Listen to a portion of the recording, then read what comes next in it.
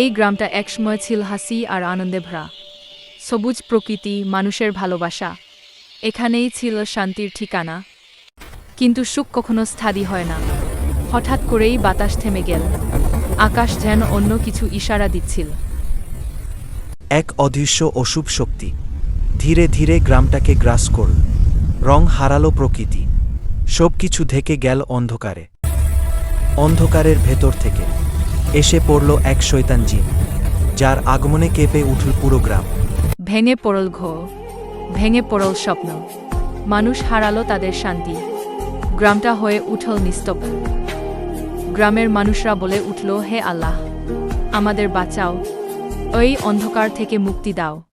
ঠিক তখনই অন্ধকার ভেদ করে এক অচেনা ছেলে এসে দাঁড়ালো, যার চোখে ছিল সাহস আর মনে ছিল দৃঢ় বিশ্বাস। ভয় আর সাহসের মধ্যে শুরু হলো ভয়ঙ্কর যুদ্ধ। অন্ধকার বনাম আলো, শয়তান বনাম মানবতা। শেষ পর্যন্ত অশুভ শক্তি পরাজিত হলো, আলো জয়ী হলো অন্ধকারের উপর। আবার ফিরে এলো সবুজ, ফিরে এলো হাসি, গ্রামটা আবার পেল তার শান্তি। নায়ক কখনো পরিচয় চায় না, সে চুপচাপ চলে যায়, কিন্তু তার গল্প থেকে যায়।